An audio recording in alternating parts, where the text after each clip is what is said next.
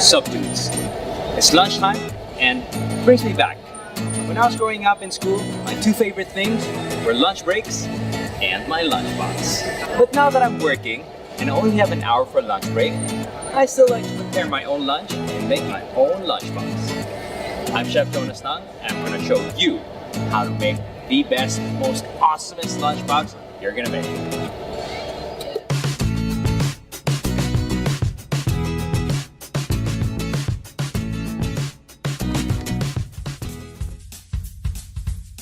So dudes, this is how restaurants actually cook pasta, especially dry pasta. This is spaghetti. Make sure to follow the package instructions. Even pros follow instructions. Per person, that's about 100 grams. It's about yay thick. That's about a 1 peso diameter thick. Now, my water, I've been asked by some people, oh, what about putting oil in it and salt in it? Don't put any oil in your pasta water, because oil and water do not mix. Your oil will just be on the top, so there's no point putting oil in it. The other point is put salt. Salt does two things. One, it raises specific heat of the boiling water. Two, it gives the pasta flavor. That way, your pasta and your sauce are not fighting for the same saltiness and same flavor. The other thing is, how salty? Almost as salty as ocean seawater. And this will take a couple of tries to get it right. I make a mistake sometimes. So adding the salt will help flavor your pasta. Also, make sure to keep some of your pasta water. And I think that's right. And I'm going to show you how restaurants actually cool their pasta down so you can do your pasta way in advance. And you can do your sauce separately. One final step. When you're cooking your pasta, make sure that in the beginning, there's a rolling boil and that you're separating your noodles, especially at the start. Nobody likes clumped up pasta. Nobody likes clumped up spaghetti. Once it's come back to a boil and it's starting to separate on its own, then you don't need to mix it. But especially at the start, you really have to manipulate it. That, ladies and gentlemen, is how chefs cook pasta. So my pasta is al dente. I've drained the pasta water, but I've saved some of it so it will help moisten when I reheat it, help thicken the sauce, and also help flavor it. But this is how restaurants actually cool down their pasta. Because restaurants never have time to cook from scratch. If it's fresh pasta, it'll only take a minute or two. But if it's dry pasta, it's going to take about 8 to 10 minutes. And customers are going to get furious if they wait that long, especially if you have a lot of orders. So this is how restaurants actually cool down their pasta so they can just reheat it as needed. You cook it to al dente, and then you air dry it and air cool it by spreading it out in a wide surface area and adding a little bit of oil. And what that oil does is it prevents the noodles from sticking to each other whilst they dry out in the fridge where you're keeping them.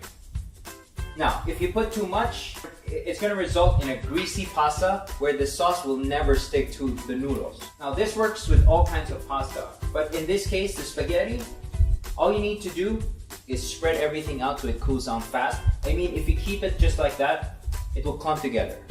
That's why I'm moving it around so it will air dry and so that the oil will stick to the noodles. And once you're confident that they're cool enough and not sticking to each other, let it air dry. Cover it with cling wrap. Put in the fridge. When you need it, ready to go. So dudes, my pasta is good. It's cooling down, so I can just use it anytime. And I can even put it in my lunchbox. And I'll make my sauce separately.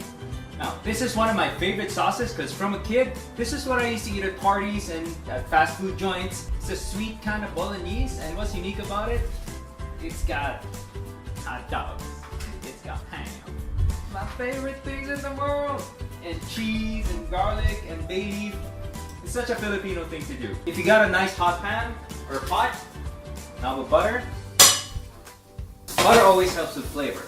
And that sizzling, that bubbling, that's the water evaporating from the butter. When you stop hearing the bubbling or the evaporating, what you're left with is the butter fat. Ground meat, in this case I'm using lean ground beef. Now, most people will say, why not start with the onions? I always say, start by caramelizing your meat. That's where you get the Maillard effect, where the proteins and the sugars on the surface of the meat brown and its flavor. The onions will contribute their sugar eventually, but I want that meaty, umami flavor from the meat. And plus the onions, because of their sugar content, tend to burn easily. So by the time I get my pan really hot, it'll burn the onions too fast. I won't get what I want. So before I put the onions, let me season our beef. Season as we go, develop flavor. And beef loves black pepper. We're gonna add our diced onions. Beef and onions always go well together. Garlic, because we're in the Philippines. Now you want all those flavors to get to know each other. Just remember, there's a lot of sugar in the onions, and sugar caramelizes and then burns quickly after it caramelizes. A little bit of salt helps releases the moisture from the onions and the garlic. Oh, and I can smell the flavors getting to know each other. It's time to put the superstars, hot dog and ham. The reason I put the ham and the hot dog last, they're already cooked. A secret weapon in the Philippines, bay leaves or laurel. And just make sure to take it out before you eat it, because it's really difficult to chew on. It's like chewing on a tree bark. Adding some sugar in it, because we like it sweet. More black pepper. I'm gonna add a little bit of flour, because the flour will do two things. One is add some sugar and help caramelize the meat's tomato sauce. I'll let that come to a boil, let it simmer for a little bit, get the flavors to get to know each other, build on the flavor, season it, taste it, and add some finishing touches to it. And you can add any kind of cheese you want, as long as it melts. Those things like feta really have a hard time melting. You know, Parmesan cheese, mozzarella cheese, quick melt cheese, Eden cheese, all these cheeses, store-bought cheeses, they melt well. But do grate them so they melt easier. And save some for garnishing, because it's, you know, garnishing cheese with pizza or spaghetti or any kind of tomato with cheese is always the most awesome thing. There you go, peeps. All I had to do was microwave it, no lining up, no going outside and buying anything, no rushing, and best of all, brings me back to my childhood days when I just enjoyed Clubhouse spaghetti bolognese.